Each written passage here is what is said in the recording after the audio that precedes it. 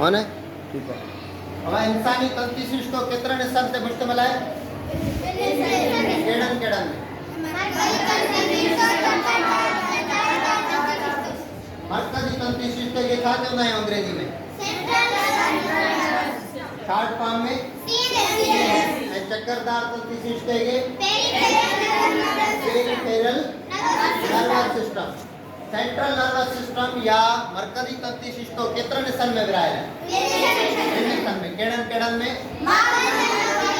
मगज है मगजी डोरी ए चक्करदार तंतुशिष्ट को कितने हिस्सों में विरायल है? केड़न केड़न में हवासी तंतु हैं पैदा कंदड़। हवासी तंतु के अंग्रेजी में क्या होना है? सेंसरी नर्व हैं पैरों पैदा कंदड़ के मोटर नर्व। सेंसरी नर्व क्या करनी है? उसमें ना देखे सेंसेस आए होता था क्या करना है? खड़ी हुई है ऐ मोटर नर्व क्या करनी है? दिमाग जे करे को हुक्म दे दो तो हम लोग वो पैगाम खणी वापस उठवन ताई वजन दो। ठीक है। उनका कोई पांच डिठो थी त असाने मगज जो है वो टिन जो है सो मुख्तलिफ भागन में हिस्सा में विरायल है। केड़न केड़न में देखो दिमाग जो ठीक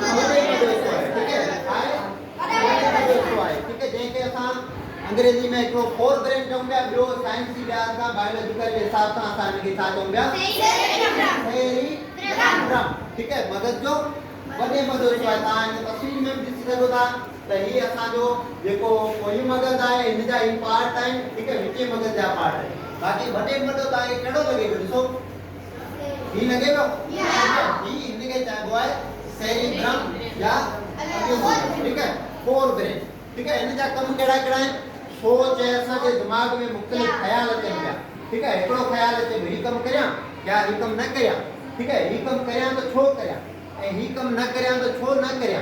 ठीक है। हां एड़ा एड़ा जेके सवाल है वो सोच जे काटे भी वो असांजे इन अगी मगज।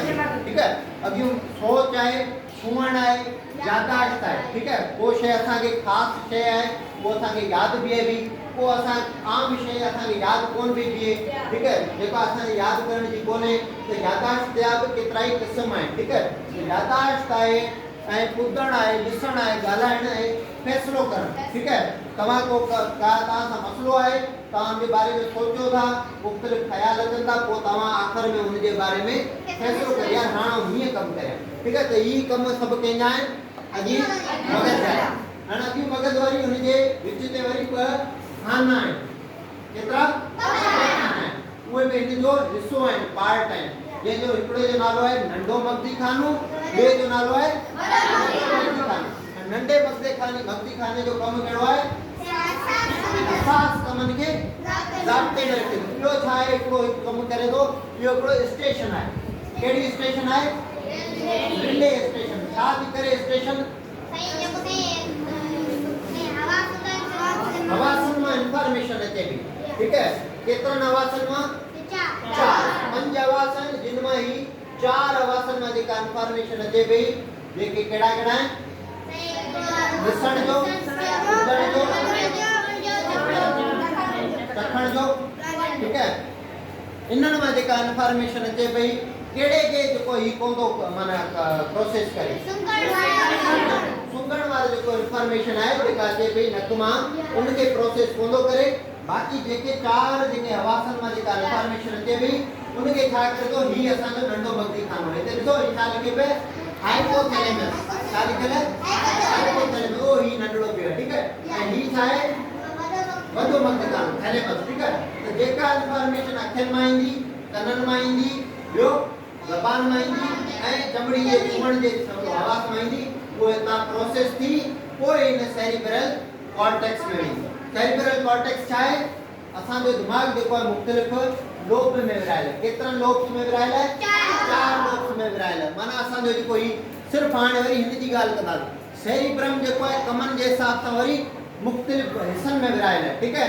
केतरन हिस्सन में विरायल है? चार हिस्सन में विरायल है। उनके चेबो है सेरिब्रल कॉर्टेक्स। ठीक है। तो ही जो इंफॉर्मेशन जो है प्रोसेस कंदो है जेके 4 हवास आहिनि उन मां जेका इंफॉर्मेशन अचे थी उनखे प्रोसेस कंदो आहे ऐं फिल्टर कंदो आहे, फिल्टर करे जेका शइ जेॾां मोकिलणी हुजे उनखे ओॾां मोकिलींदो आहे। ठीकु आहे। ऐं ॿियो जेके हसास कम आहिनि, मिसाल कॉन्शियसनेस आहे, अलर्टनेस आहे, स्लीप आहे, असांजी निंड आहे, या मेमरी आहे, इमोशंस आहिनि, जज़्बात आहिनि, उन्हनि खे बि ही ॾिसे थो, मॉनिटर करे। ठीकु आहे। ही थियो नंढे मगज़ी खाने जो कमु। ठीकु आहे। हिनखे स्टॉप कर।